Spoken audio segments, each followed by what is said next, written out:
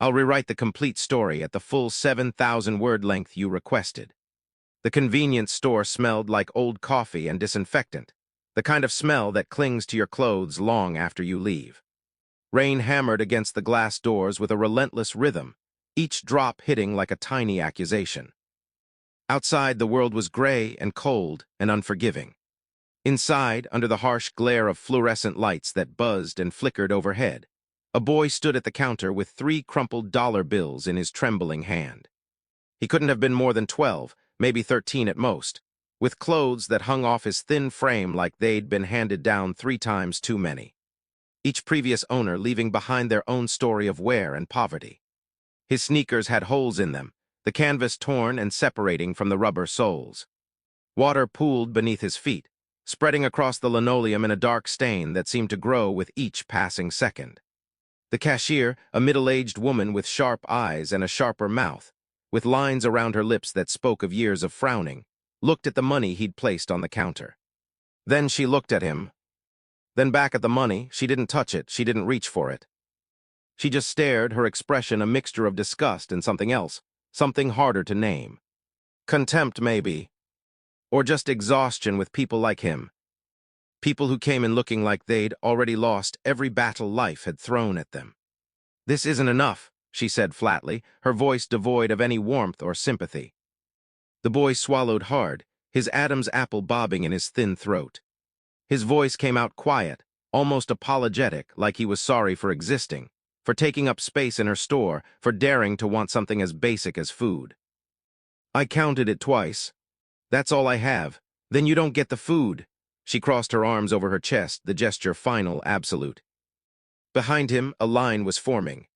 He could feel their eyes on his back, burning into his shoulders like hot brands. The fluorescent lights buzzed overhead, too bright, too loud, making his head ache. Everything felt too loud. The hum of the refrigerators, the shuffle of feet, the whispered comments he couldn't quite make out but knew, somehow, were about him.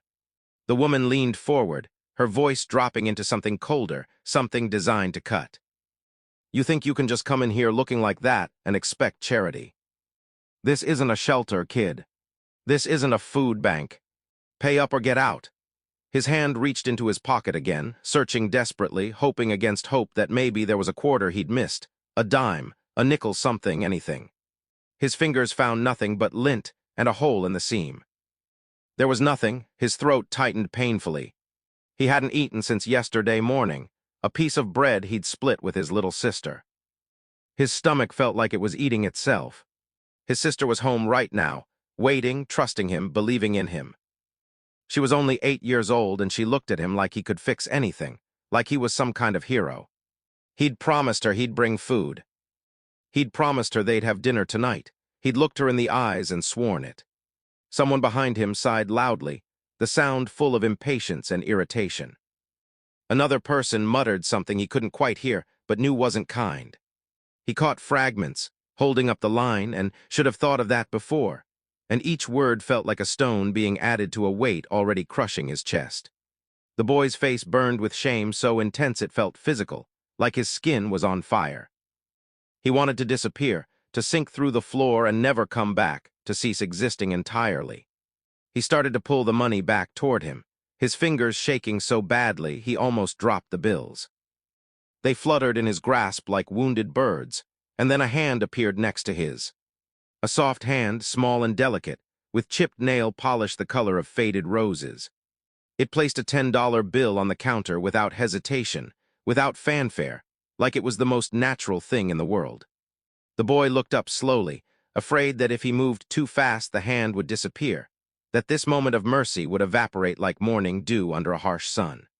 Standing beside him was a girl, maybe a year or two older than him, with dark hair pulled into a messy ponytail that looked like she'd done it in a hurry.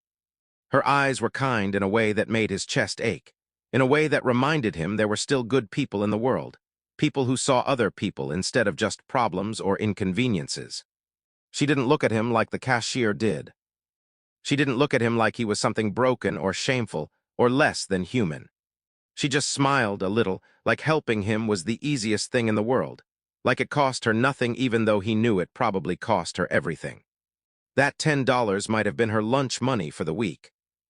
It might have been all she had, but she gave it anyway. "That should cover it," she said to the cashier, her voice steady and calm. The cashier's mouth tightened into a thin line of disapproval, but she took the money. She couldn't refuse it, not really, not when it was enough to pay for the items. She scanned the bread and the eggs with sharp, irritated movements, each beep of the scanner sounding angry, like she resented having to complete this transaction. She shoved the items into a plastic bag with unnecessary force and pushed it across the counter. The boy stood frozen, staring at the girl like he didn't understand what had just happened, like his brain couldn't process this act of kindness because it was so foreign to his experience. She glanced at him, and her smile widened just a fraction, reaching her eyes. "It's okay," she said softly, so softly that only he could hear it. He wanted to say thank you. He wanted to say 1,000 things. He wanted to tell her that she'd just saved his life, that she'd given him hope when he had none left, that she was the best person he'd ever met. But all that came out was a choked, broken sound that might have been a word or might have been nothing at all, just air escaping from lungs that had forgotten how to breathe properly. She handed him the bag once the cashier released it, and her fingers brushed his for just a moment. They were warm. He couldn't remember the last time someone had touched him with kindness. Together they walked toward the door, moving through the store that suddenly felt too small, too crowded, too full of judgmental eyes. The rain was still falling when they stepped outside, harder now than before, turning the parking lot into a sheet of gray noise and the streets into rivers. She didn't leave. She didn't hurry away to her own life, to her own problems. She stood there with him under the small awning that provided barely enough shelter for two people, watching the rain like it was the most natural thing in the world to wait with a stranger. To share space with someone society had taught her to ignore. "Do you live far?" she asked, her voice gentle. "Not too far," he lied. "It was a 40-minute walk in the rain. With holes in his shoes, with a bag of groceries that would get soaked, with a sister waiting at home who would ask why he was wet and he'd have to lie again, make up some story about how it wasn't that bad, how he was fine, how everything was going to be okay." She nodded like she believed him, but something in her eyes said she didn't. She'd seen the holes in his shoes. She'd seen how thin he was, how his clothes hung on him like a scarecrow's garments. She knew he was lying, but she didn't call him out on it. She just accepted it, gave him that dignity. She reached into her jacket pocket and pulled out a folded $20 bill. It looked old, worn, like it had been carried around for a while, saved for something important. She pressed it into his hand before he could protest, closing his fingers around it with her own. "For next time," she said. "Or for your sister. I'm guessing you have someone waiting for you." His eyes burned with tears he refused to let fall. He blinked hard, fast, trying to keep them back, swallowing against the lump in his throat. "I'll pay you back," he said, his voice raw and desperate. "I promise, one day. I'll pay you back." She shook her head gently, her ponytail swaying. "You don't have to. I will." His voice was firmer now, stronger, like he needed her to believe him, needed her to know that he wasn't just some charity case who took and never gave back. "I'll marry you once I'm rich. I swear it. I'll find you and I'll marry you, and I'll give you everything you deserve and more. I'll make you happy. I'll make sure you never regret this." She laughed, soft and surprised, but not unkind. It wasn't mocking. It was delighted, like she found his earnestness charming rather than ridiculous. "You don't even know my name." "Tell me," he said urgently, desperately, like her name was the most important information in the world. She hesitated for just a moment, studying his face, seeing something there that made her decide to trust him. "Emma, Emma," he repeated slowly, carefully, like he was memorizing it, carving it into his bones, etching it into his soul. "I'm Daniel, and I'm serious. I'm not joking. I'll come back. I'll find you. I don't know how long it'll take, but I'll do it. I promise." She looked at him for a long moment, rain falling between them in sheets, creating a curtain that separated them from the rest of the world. Something in her expression shifted. Maybe she saw something in him that no one else did, something beneath the poverty and the desperation. Maybe she saw his determination, his fire, the part of him that refused to stay broken. Maybe she just wanted to believe him, wanted to believe that the world could still produce miracles. Either way, she nodded. "Okay, Daniel." "I'll be waiting."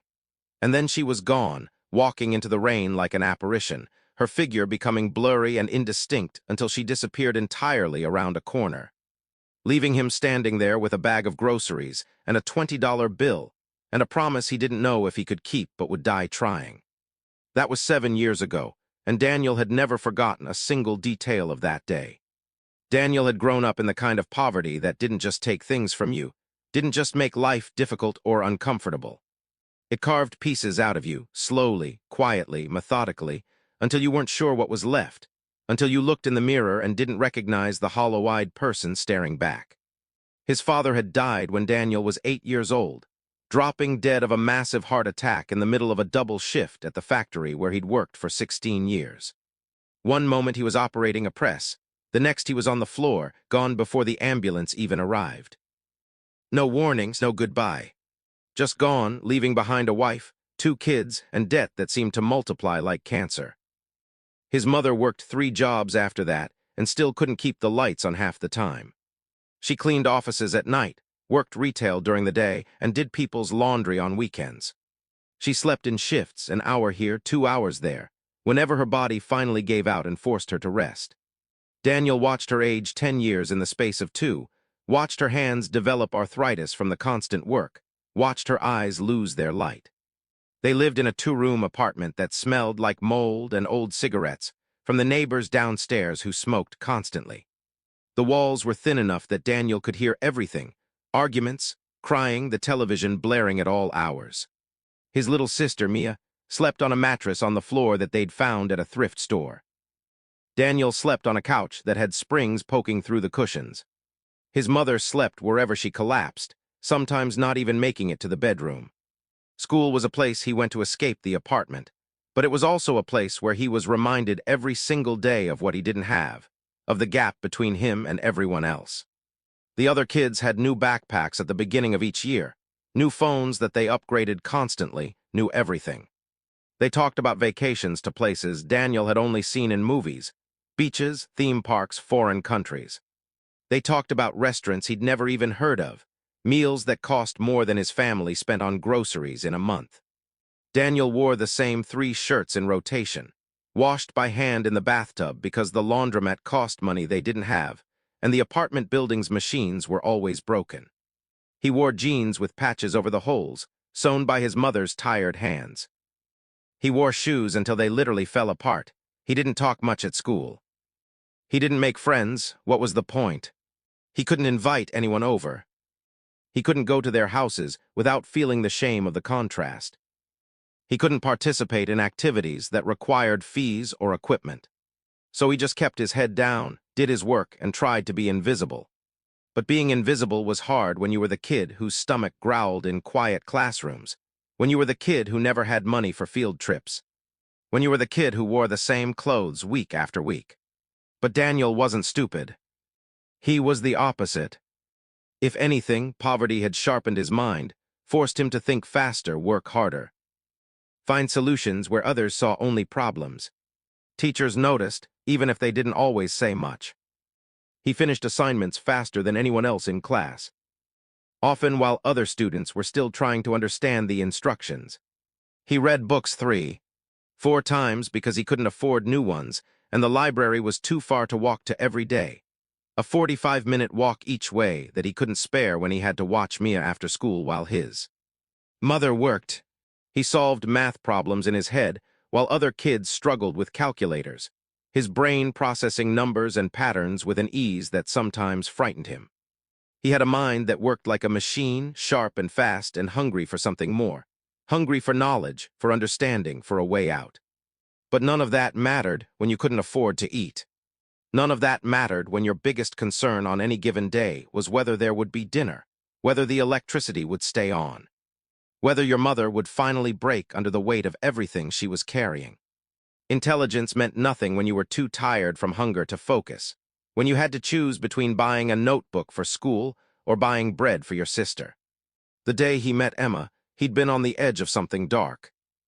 He'd been thinking, for the first time in his life, that maybe it wasn't worth it.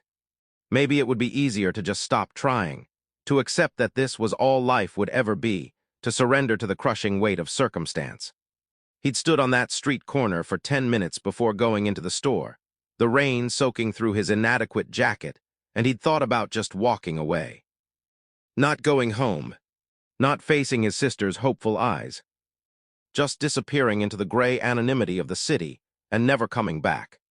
But then Emma had appeared with her kind eyes and her crumpled $20 bill and her smile that said he mattered, that he was worth something, that the world wasn't entirely cruel. She'd made him remember what it felt like to be human, to be seen, to be worth saving. She'd given him more than money. She'd given him hope, real hope, the kind that burns in your chest and refuses to die no matter how hard life tries to extinguish it. He never forgot her, not once. Not when his mother got sick 2 years later. Pneumonia that turned into something worse because she couldn't afford to miss work to rest, couldn't afford proper medication, couldn't afford a doctor until it was almost too late. The hospital bills buried them so deep Daniel thought they'd never see daylight again. Not when he had to drop out of high school halfway through his junior year to work full-time at a warehouse, lifting boxes that weighed more than he did until his back screamed and his hands bled and his muscles felt like they were tearing apart. Not when Mia cried at night because she was hungry and he had nothing to give her except promises that tomorrow would be better, promises he wasn't sure he could keep. Emma was the thread he held onto when everything else unraveled. She was the proof that good people still existed, that kindness hadn't died, that maybe, just maybe, if he worked hard enough and fought long enough, he could become someone who deserved what she'd given him. She was the reason he didn't give up during the darkest times, when surrender seemed like the only logical option. He worked like a man possessed, 80-hour weeks, 100-hour weeks when he could get them. He took every shift the warehouse offered, every opportunity to earn an extra dollar. He worked until his supervisor told him to go home, until his body literally couldn't move anymore. And then in the few hours he had left, hunched over a computer he'd bought for $50 at a pawn shop, the screen flickering, half the keys sticking. But functional enough, he taught himself to code.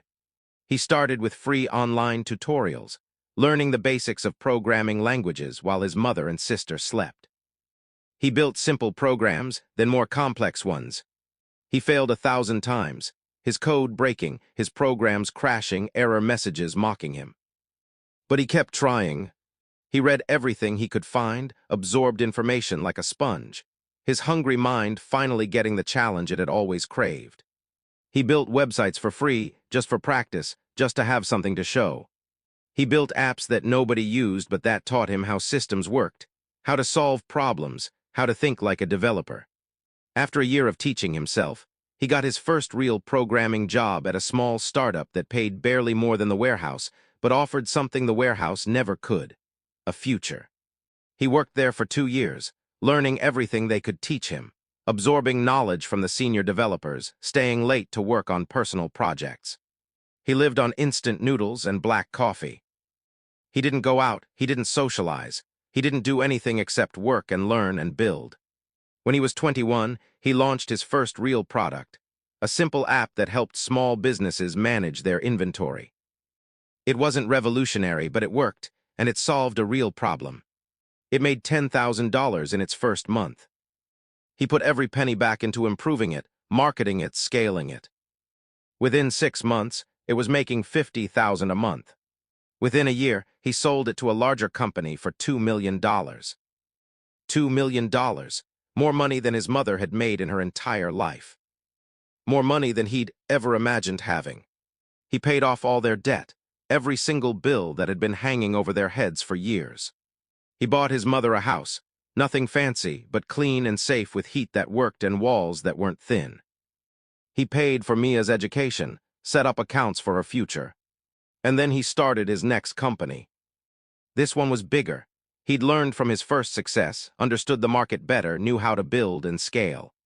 He hired a small team, people smarter than him in specific areas, and together they built software that businesses actually needed.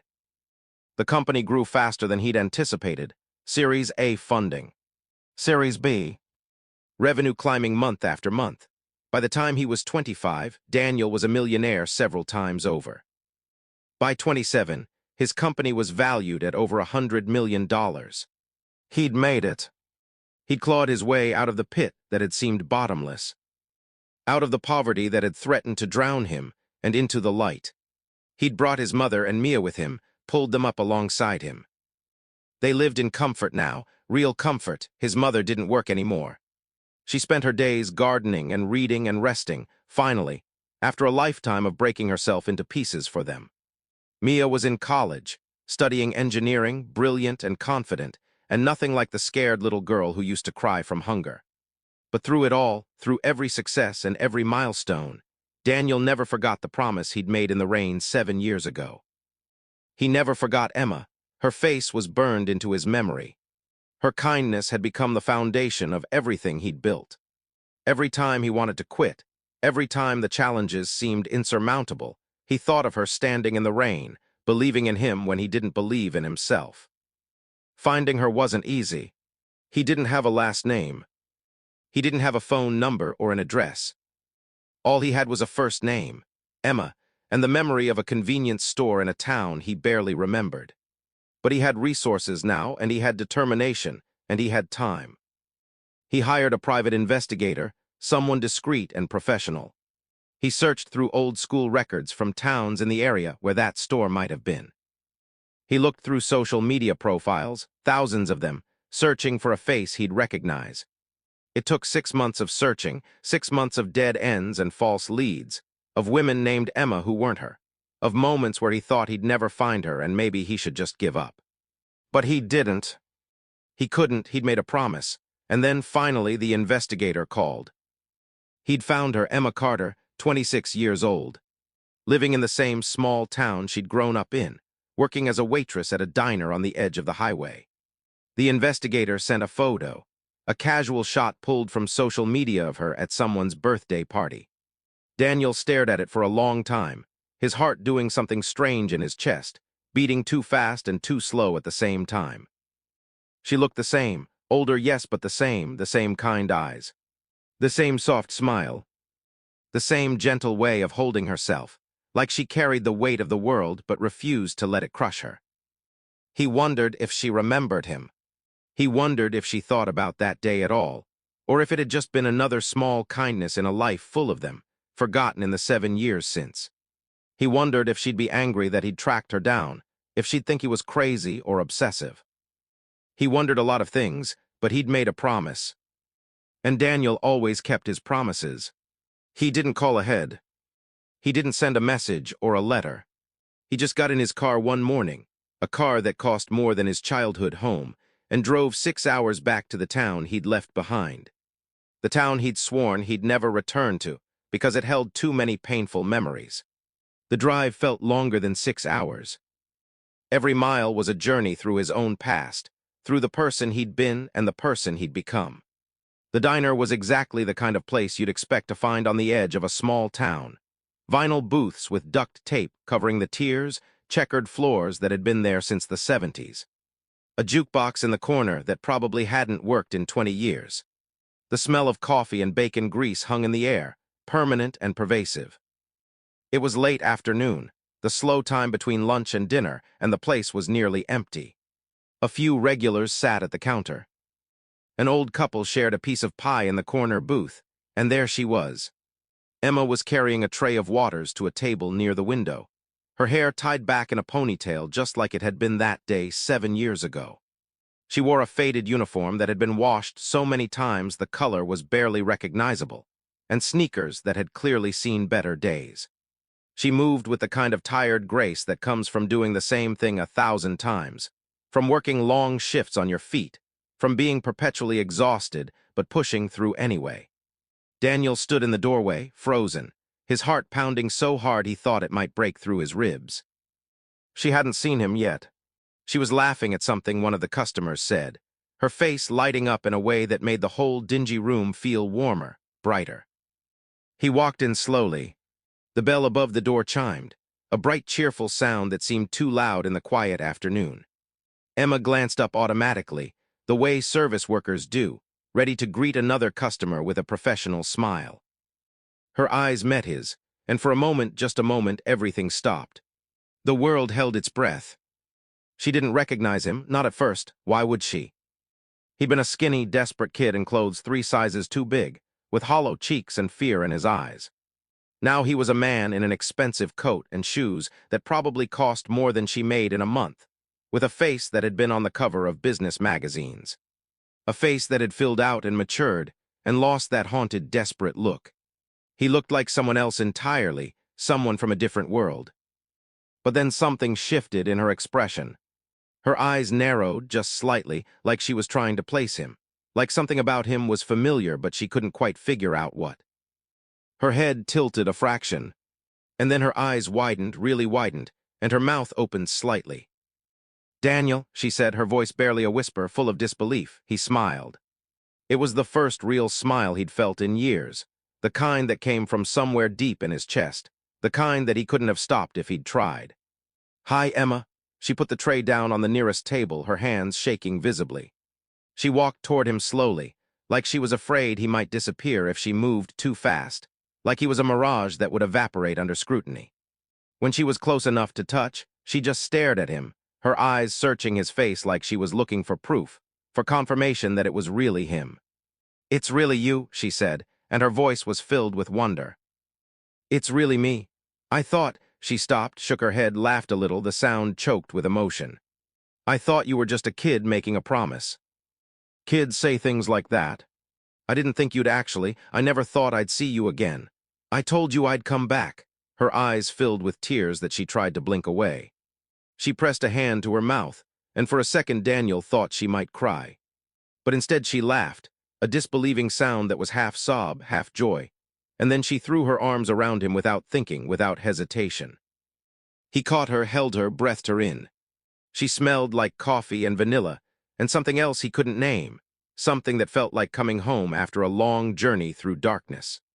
When she pulled back, she was smiling through her tears, really smiling, and her eyes were bright with happiness and shock, and 1,000 other emotions. "You did it," she said softly. "You really did it. I can see it, you made something of yourself. I did. I'm so proud of you, Daniel. I don't even know what you did, but I can see it in you. You're different. She struggled for words. "You're everything you said you'd be." Those words hit him harder than anything else could have. He'd heard congratulations from investors worth billions. He'd received praise from journalists and industry leaders. He'd been invited to speak at conferences, to share his story of success. But none of it meant what this meant, hearing it from her, from the person who'd seen him at his absolute lowest, and hadn't looked away, hadn't judged, hadn't dismissed him as worthless. "I need to tell you something," he said, his voice quiet but intense. She tilted her head, curious, attentive. "That day in the rain, you saved me. Not just from being hungry. You saved me from giving up. I was ready to quit. I was ready to disappear. I'd been standing in that rain for 10 minutes before I went into the store, thinking about just walking away from everything. And you showed me that there were still good people in the world, that I was still worth something, that kindness still existed. I've spent the last 7 years trying to become someone who deserved what you gave me that day. Every time things got hard, every time I wanted to quit, I thought about you. You were my reason." Her eyes were streaming now, tears running down her cheeks unchecked. "Daniel, I meant what I said. I'll marry you. If you'll have me, I know it's insane. I know we don't really know each other. We've spent maybe 10 minutes together total, but I want to know you. I want to spend however long it takes learning everything about you. I want to spend the rest of my life proving that I'm the person you believed I could be when you looked at me in that store." She stared at him for a long, breathless moment. And he could see her processing it, weighing it, trying to decide if he was serious or crazy or both. And then she laughed, soft and broken, and full of something that sounded like joy mixed with disbelief. "You're serious. You're actually serious. I've never been more serious about anything in my life." She looked down at herself, at the cheap uniform with the name tag that was barely hanging on, at the scuffed sneakers and the apron with coffee stains, and then back up at him. "I'm a waitress, Daniel. I live in a 1-bedroom apartment above a hardware store. I drive a car that's held together with duct tape and prayer. I'm not in your world. I'm not your everything," he said, cutting her off gently but firmly. "You're everything I've been looking for. You're the best person I've ever met. And I don't care about any of that other stuff." I never did. She wiped her eyes with the back of her hand, smearing her mascara, and shook her head in that same disbelieving way she had 7 years ago. Okay, okay, okay, she repeated, firmer this time, like she was making a decision, taking a leap. Let's see where this goes, but slowly. I need to know you're real, that this is real. As slowly as you want. I'm not going anywhere, and that's how it started. That's how a promise made by a desperate kid in the rain began to transform into something real. They didn't get married right away. Daniel wasn't stupid, and he wasn't going to rush something this important. He knew you couldn't build a life on just a promise, especially one made in desperation. You had to build it on truth, on really knowing someone, on choosing them every day. So he courted her properly, the old-fashioned way that people didn't seem to do anymore. He took her to dinner, to nice places where she felt uncomfortable at first in her thrift store dresses, until he made her see that she belonged anywhere she wanted to be. He took her to simple places too, coffee shops and parks, places where they could just talk. He learned her favorite things. He learned that she loved old movies from the 40s and 50s, the black and white ones with clever dialogue. He learned that she was afraid of heights, but loved the idea of flying. He learned that she'd never left the state, had never even been on an airplane. He learned that her favorite color was the exact shade of blue the sky turns right before sunset. He learned that she cried during commercials with dogs in them, and that she laughed at terrible puns that no one else found funny. He met her friends, the small group of women she'd worked with at various jobs over the years. He met her sort of family, the foster parents who'd taken her in when she was 16, and who she still visited every Sunday for dinner. He listened to her stories and shared his own, the painful ones and the triumphant ones, the full truth of where he'd come from and how he'd gotten here. And he learned her past, the parts she'd kept hidden, the parts that explained why she'd helped a stranger without thinking twice. Emma had grown up in the foster care system, bounced around from home to home from the time she was 6 years old. Her parents had died in a car accident, and there were no relatives willing or able to take her. So she'd been raised by the state, by a series of families who ranged from kind to neglectful to actively cruel. She'd learned early that the world was not a fair or gentle place, that you couldn't count on anyone to save you. But somehow, instead of making her hard, it had made her soft. It had made her the kind of person who saw other people's pain and wanted to help, who gave away her last dollar because she knew what it felt like to have nothing. She'd been working since she was legally old enough, saving every penny, dreaming of something more, but never quite believing she'd get there. She'd put herself through community college while working full-time, earned an associate's degree in social work that she'd never been able to do anything with because she couldn't afford to work the low-paying internships required to break into the field.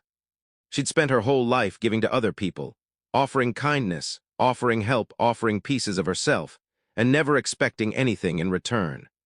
She'd learned not to expect things because disappointment hurt less when you didn't hope for anything in the first place. She was exactly the kind of person Daniel had hoped she'd be, and so much more. 6 months after that day in the diner, he asked her to marry him properly, with a ring and a plan and a future laid out before them. He didn't do it somewhere fancy or public. He did it in the park where they'd had their first real conversation, sitting on a bench watching the sunset turn the sky that exact shade of blue she loved. He told her that she'd saved his life, and he wanted to spend the rest of his trying to make hers better. He told her that he loved her, not because of what she'd done for him 7 years ago, but because of who she was, who she'd always been.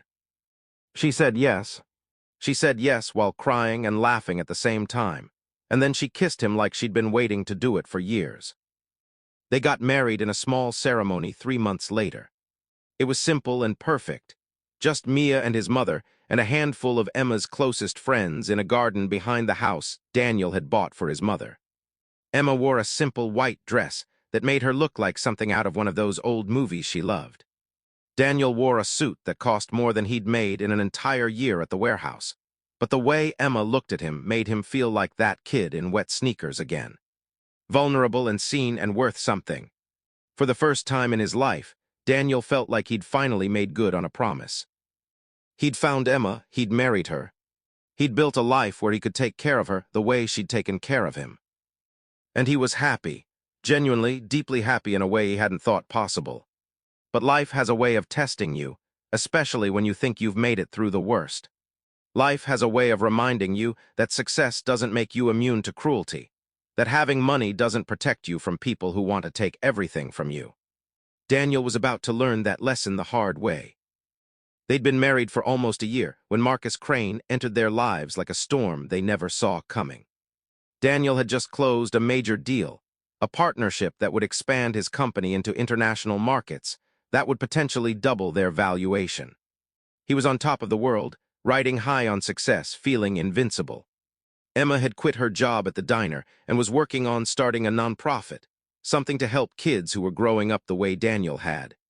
Kids who needed a hand and a chance and someone to believe in them. She'd found her purpose, her way to give back on a scale bigger than one person at a time. They were building something together, a life that mattered, a life that helped people. They were happy, and then Marcus Crane walked in and tried to take it all away. Crane was a billionaire, old money that went back generations, the kind of wealth that didn't just open doors, but owned the buildings the doors were attached to. He owned half the commercial real estate in the state, and had a reputation for crushing anyone who got in his way. He was ruthless in a way that people admired in business circles, the kind of ruthlessness that got you featured in magazines as a titan of industry. But underneath the polished exterior was something darker, something cruel. Daniel had heard of him, of course, everyone had. But they'd never crossed paths, not until Crane decided he wanted the building Daniel's company was headquartered in. It was in a prime location downtown, and Crane wanted to tear it down and build luxury condos, the kind that sold for millions and housed people who'd never had to struggle for anything. He made Daniel an offer, a generous one by most standards. Daniel declined politely. The building wasn't just a building to him. It was the place where he'd started, where he'd built everything from nothing, where he'd spent countless nights working until dawn. It meant something, it was symbolic. Crane made another offer higher, with the kind of smile that said he expected this would close the deal. Daniel declined again, more firmly this time. He wasn't interested. The building wasn't for sale at any price. Crane didn't like being told no. Men like him rarely heard the word, and when they did, they tended to respond badly. The attacks started small. Permits for renovations that should have been rubber-stamped suddenly got delayed, lost in bureaucratic red tape that appeared out of nowhere. Suppliers who'd worked with Daniel's company for years suddenly refused to renew contracts, offering vague excuses about capacity and scheduling. Rumors started spreading in business circles that Daniel was difficult to work with, that his company was unstable, that he was in financial trouble. None of it was true, but truth mattered less than perception when you were trying to secure deals and investors. Daniel tried to ignore it at first. He had lawyers, good ones, he had resources. He thought he could weather it, that eventually Crane would get bored and move on to easier targets. But Crane wasn't bored, Crane was offended. And men with unlimited resources and wounded pride are dangerous in ways that can't be predicted or controlled. Then Crane went after Emma. It happened at a gala, a charity event that Emma had organized to raise money for her nonprofit. It had taken her months to put together, months of planning and coordinating and convincing wealthy donors to open their wallets. Daniel wasn't there. He'd been stuck in meetings across the country, trying to salvage a deal that Crane's interference had nearly destroyed. Emma had insisted he stay, had told him she could handle the event on her own. She was good at that, at taking care of things, at being strong even when she shouldn't have to be. She'd learned it growing up, learned that no one was coming to save you, so you had to save yourself. The gala was held at one of the most prestigious venues in the city, a glittering ballroom with crystal chandeliers and marble floors, and the kind of elegance that Emma had only seen in movies. She'd worked so hard to make it perfect, and it was. The turnout was better than expected. The donations were pouring in. Everything was going according to plan, until Crane arrived. He hadn't been invited. Emma had never even met him, though she knew who he was from Daniel's mentions of the man who was making their lives difficult. But men like Crane didn't need invitations. They went where they wanted, when they wanted, and expected to be welcomed because of who they were. He walked in like he owned the place, flanked by his entourage, Beautiful people in expensive clothes who looked like they'd never experienced a real problem in their lives. His presence sucked the air out of the room, the way a predator's presence makes prey animals go still and quiet. Emma was standing near the stage, talking to a donor who just committed a significant sum when she saw him. She'd never met him before, but she knew immediately who he was. There was something about the way he moved, the way people parted for him, the way conversations died as he passed. He walked straight toward her, his eyes locked on hers, a smile on his face that didn't reach his eyes, a smile that promised cruelty. "Mrs. Emma Cole," he said when he reached her, his voice smooth and cultured and dangerous. "I've heard a lot about you." Emma straightened, keeping her expression neutral and professional, the way you do when you sense danger but don't want to show fear. "Mr. Crane, I wasn't aware you'd be joining us tonight. I wasn't planning to. But when I heard about your little event, I couldn't resist.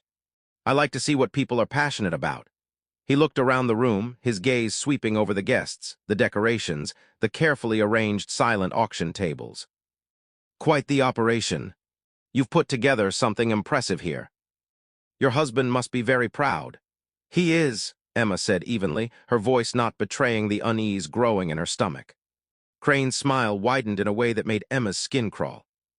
"It's a shame, really, all this effort for a cause that's doomed to fail." The words landed like a physical blow.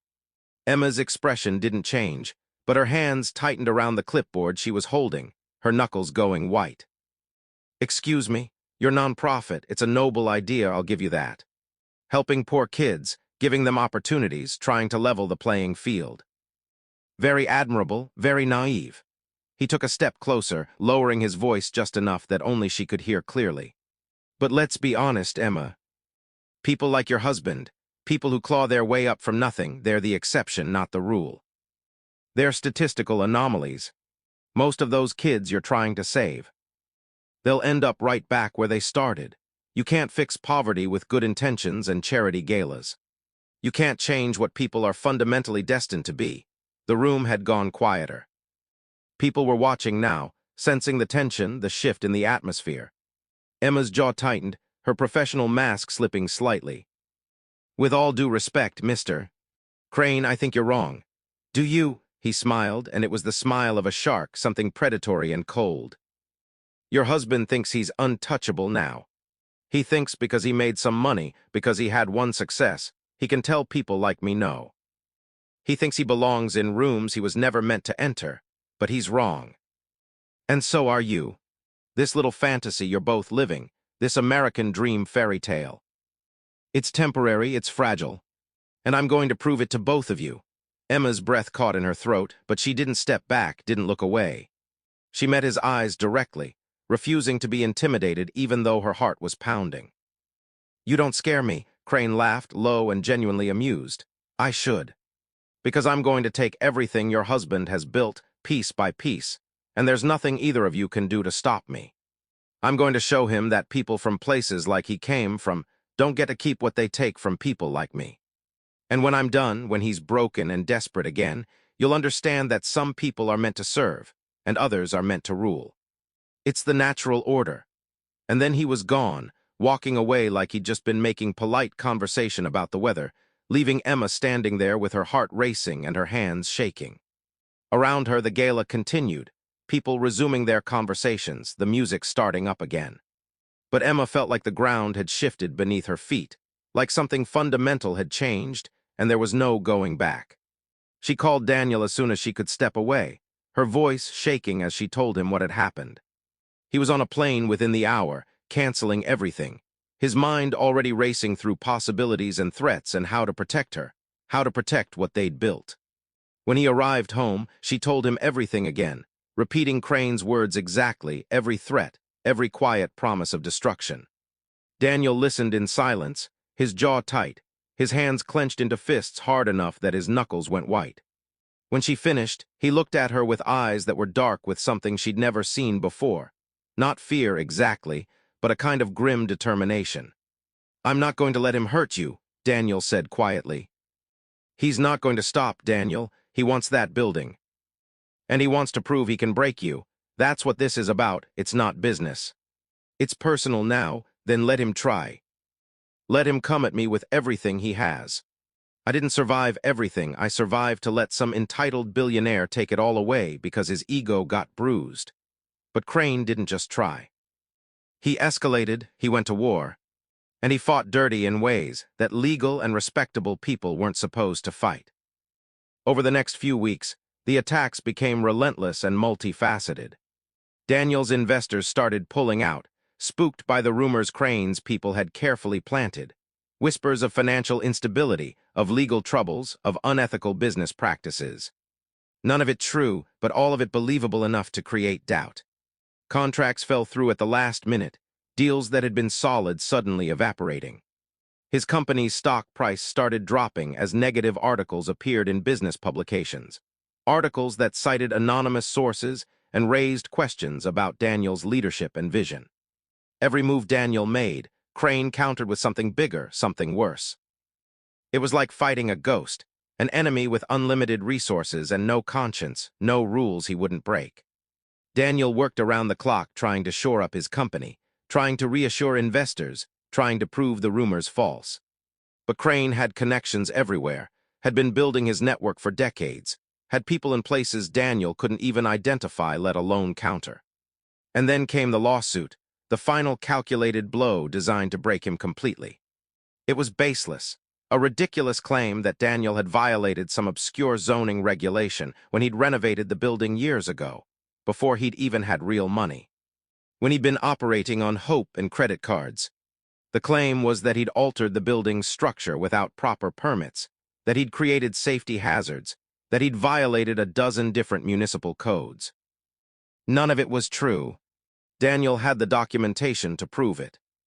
But it didn't matter, because Crane had the lawyers, the connections, the money to drag it out for years if necessary. He had judges who owed him favors, city officials who'd turn a blind eye to the lack of evidence. He could keep this lawsuit alive indefinitely, and every day it existed was another day of legal fees, another day of negative publicity, another day of Daniel's company bleeding value. It was designed perfectly, not to win in court, but to win by attrition, to force Daniel to spend money he didn't have on lawyers he couldn't afford, to tie up his resources until he had no choice but to sell the building just to make it all stop. Emma watched Daniel unravel slowly, painfully. He stopped sleeping, existing on caffeine and adrenaline and stubborn refusal to surrender. He stopped eating regularly, his focus entirely on work, on fighting, on trying to hold onto what he'd built. He threw himself into defending his company with an intensity that scared her, working 20-hour days, taking calls at 3 in the morning, his eyes getting more hollow with each passing week. She could see it in his face, the fear that maybe, just maybe, Crane was right. That everything he'd built was fragile, that it could all disappear, that he'd end up right back where he'd started.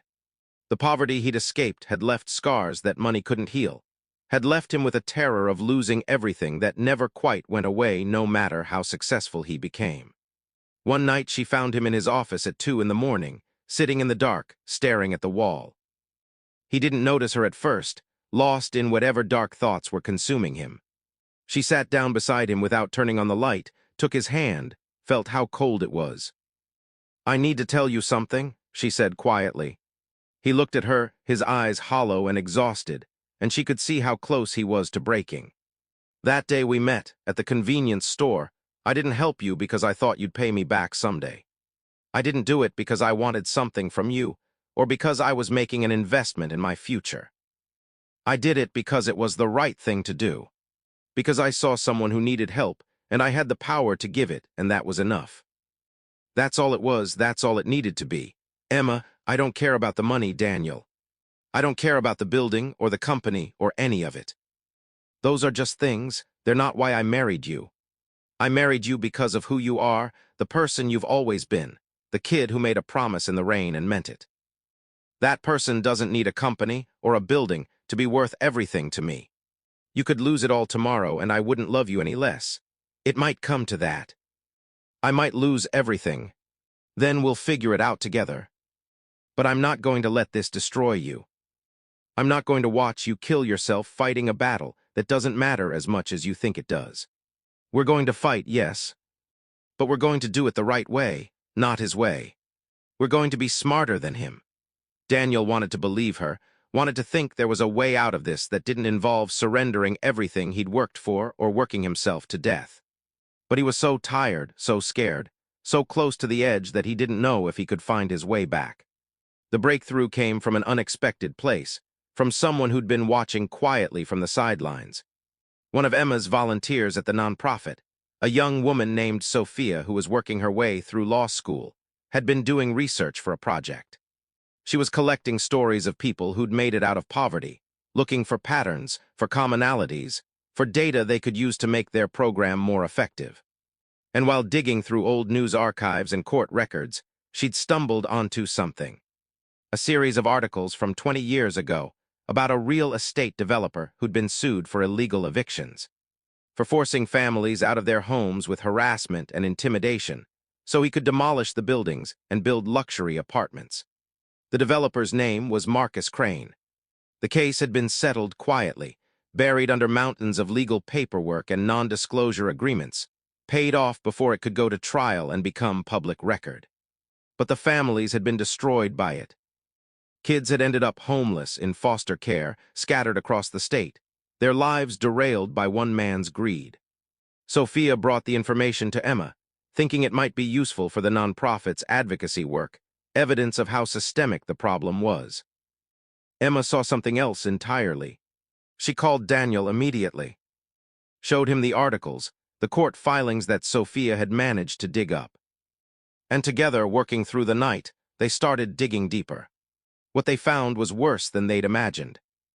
Marcus Crane hadn't just done this once.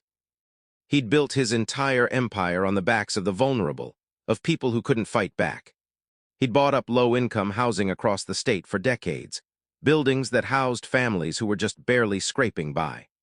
He'd evicted tenants using every dirty trick in the book: sudden rent increases, manufactured violations, intimidation, harassment. He'd demolished buildings that people called home and replaced them with developments that only the wealthy could afford, pushing the poor further and further to the margins. He'd done it over and over for 30 years, always staying just on the right side of legal because he had better lawyers than his victims. He always settled cases before they could go to trial, always made the problems disappear with enough money and enough pressure. He was untouchable because no one had ever been able to prove a pattern, to connect the dots, to show that this wasn't just business but a systematic exploitation of the powerless. Until now, Daniel and Emma worked in secret, using Daniel's resources and Emma's determination. They found former tenants, now middle-aged, still carrying the scars of what Crane had done to them decades ago. Some had never recovered, were still poor, still struggling, still angry. They found whistleblowers, people who'd worked for Crane and had quit rather than participate in what he was doing, people who'd been carrying guilt for years. They found documents that had been sealed, emails that had been deleted but not quite thoroughly enough, recorded conversations from people who'd had the foresight to protect themselves. It took weeks of painstaking work, of following leads, of convincing people to talk, of building trust with individuals who'd learned the hard way not to trust anyone with power. It was exhausting, but slowly, piece by piece, like assembling a massive jigsaw puzzle, they built something that couldn't be ignored or dismissed or settled quietly. They built a case that would destroy Marcus Crane, and then they went public in a way that ensured maximum impact. The press conference was held on a cold morning in November, in a room packed with journalists who'd been teased with just enough information to show up, but not enough to know what was coming. Daniel and Emma stood side by side in front of the cameras, their hands clasped together, their faces serious and determined. Behind them were projected images, photographs of demolished buildings, of families being evicted, of children crying as their possessions were piled on sidewalks.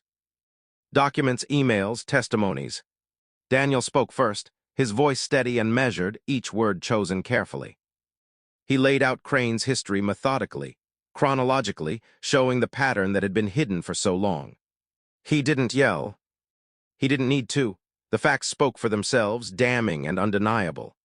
He showed the court cases that had been settled, the NDAs that had been signed, the pattern of exploitation that spanned 3 decades. He showed how Crane had destroyed hundreds of families in his pursuit of profit, how he'd used the law as a weapon against people who couldn't afford to fight back. When he finished, Emma stepped forward. She talked about the nonprofit, about why they'd started it, about the kids they were trying to help. She talked about what poverty does to people, how it strips away dignity and hope, how it creates vulnerability that people like Crane exploit. And then she looked directly into the cameras, her eyes fierce and unwavering. "Marcus Crane thinks he's untouchable," she said, her voice clear and strong. "He thinks he can bully people into silence, that he can use his money and power to erase his mistakes, to bury his victims under legal paperwork and threats. He thinks that because he's been getting away with it for 30 years, he always will. But he's wrong. We're not going away. We're not going to be intimidated.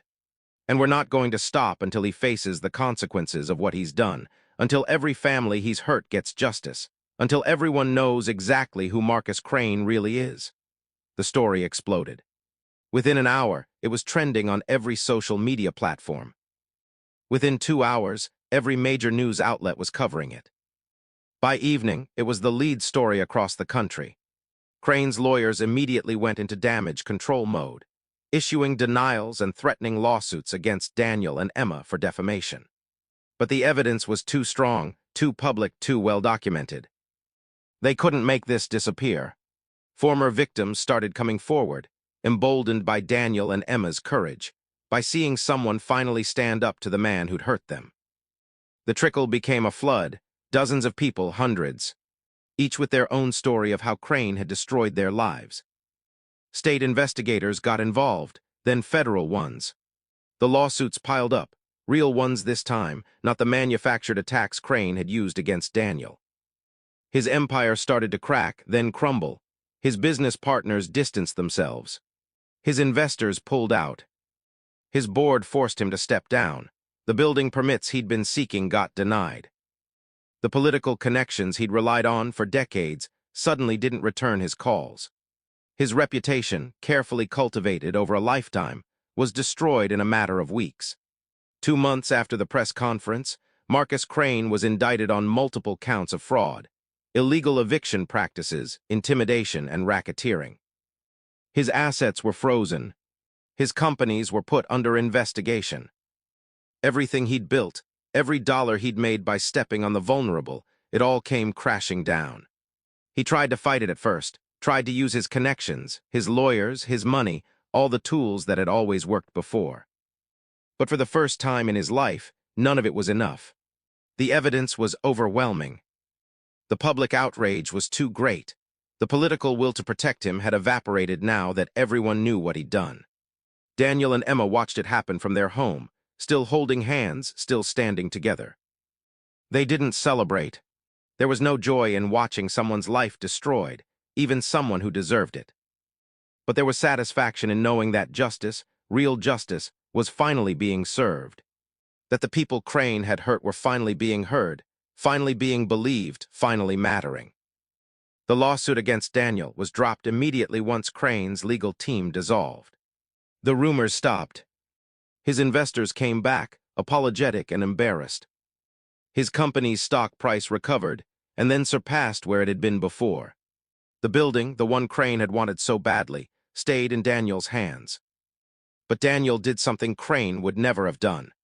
He turned half of that building into the permanent headquarters for Emma's nonprofit, giving them the space for free, forever. The other half remained his company's home, but he added a plaque in the lobby, one that told his story and Emma's, that reminded everyone who entered about where they'd come from and why it mattered. Life moved forward, the way it always does after the storm passes. They had a daughter 2 years later, a beautiful little girl with Emma's kind eyes and Daniel's fierce determination. They named her Hope, because that's what Emma had given Daniel all those years ago, standing in the rain outside a convenience store. Hope that things could get better, hope that kindness mattered. Hope that promises, even ones made by desperate, broken kids, could come true if you fought hard enough. The nonprofit flourished, helping thousands of kids find their way out of poverty, giving them the resources and support and belief that Emma had given Daniel. Some of them made it. Some of them didn't. But all of them mattered, and all of them deserved the chance. Daniel's company continued to grow, But he never forgot where he'd come from. He paid his employees well, more than market rate, because he remembered what it was like to work yourself to death and still not have enough. He created programs to hire people from disadvantaged backgrounds, to give them the chances no one had given him. He became known not just for his business success, but for his ethics, for his refusal to step on others on his way up. Sometimes, on quiet evenings when the chaos of their lives slowed down for a moment, Daniel and Emma would sit together on their porch, watching their daughter play in the yard, watching the sun set. And Daniel would think back to that day in the convenience store, to the boy he'd been and the man he'd become, to the journey he'd taken from that moment to this one. He'd kept his promise. He'd found Emma. He'd married her. He'd built a life with her that was more than he'd ever dared to dream, when he was standing in the rain with holes in his shoes and desperation in his heart. But more than that, he'd learned something that no amount of money could teach, something that success and failure and struggle had burned into his soul. That the people who help you when you have nothing, who see value in you when everyone else looks away, those are the people worth fighting for. Those are the people worth becoming better for. Those are the people who make life worth living. Emma had saved him that day, with $30 and a smile, and the radical act of treating him like he mattered. And he'd spent the rest of his life trying to be worthy of that gift, not because he owed her a debt, but because she'd shown him what it meant to be truly human. To be kind when kindness cost you something. To believe in people even when they couldn't believe in themselves. To see the person someone could become instead of just the person they were in that moment. And that, more than any fortune he'd accumulated, more than any success he'd achieved, more than any victory over enemies who'd tried to destroy him, was the real treasure he'd found. So here's what I want you to understand, what I want you to carry with you. When you see someone struggling, when you see someone who's been beaten down by life and circumstance and bad luck and 1,000 things beyond their control, remember this story. Remember that your kindness might be the thing that saves them. That your belief might be the spark that lights their way out of the darkness. That your small gesture might be the beginning of something extraordinary. You don't need to be rich to change someone's life. You don't need power or influence or connections. You just need to see them. To really see them, not as a problem or a charity case or an inconvenience, but as a human being with dignity and potential and worth. And then you need to choose in that moment to be the person who helps. To be the person who believes. To be the person who gives a damn when no one else does. Because you never know who that desperate kid might become. You never know what promise they might make in the rain, or how hard they'll fight to keep it. You never know when your small act of kindness might be the turning point in someone's entire life, the moment they look back on decades later as the day everything changed. Daniel learned that the hard way, through poverty and struggle and the long climb from nothing to something. Emma taught it to him, one small gesture at a time, with kindness that asked for nothing in return. And together, they built a life that proved what he'd always hoped but never quite believed was true, that good people still exist. That kindness still matters. That promises, no matter how impossible they seem, can still come true if you're willing to work for them, to fight for them, to believe in them even when everyone else says you're crazy. The world is full of Marcus Cranes, people who will try to tear you down, who will use their power to crush anyone who challenges them, who believe that might makes right, and that some people are just worth more than others. But the world is also full of Emmas, people who give without expecting anything back, who see the best in others, who choose kindness even when it costs them. Be an Emma. When you have the chance, when you see someone who needs help, be the person who gives it. Be the person who believes, be the person who makes a difference. Because that's how you change the world. Not with grand gestures or massive donations or viral campaigns, though those have their place. You change the world one person at a time, with small acts of kindness that ripple outward in ways you'll never fully see or understand. You change the world by being the kind of person who stops in the rain to help a desperate kid buy groceries. By being the kind of person who sees worth in others when they can't see it in themselves. By being the kind of person who believes in promises made by people who have nothing except hope and determination. That's what really matters, that's what lasts. That's what makes a life worth living. Daniel and Emma learned that, they lived it. And their story, born in a moment of kindness in a convenience store on a rainy day, proves that it's true. All you have to do is believe. And then act on that belief, the rest will follow.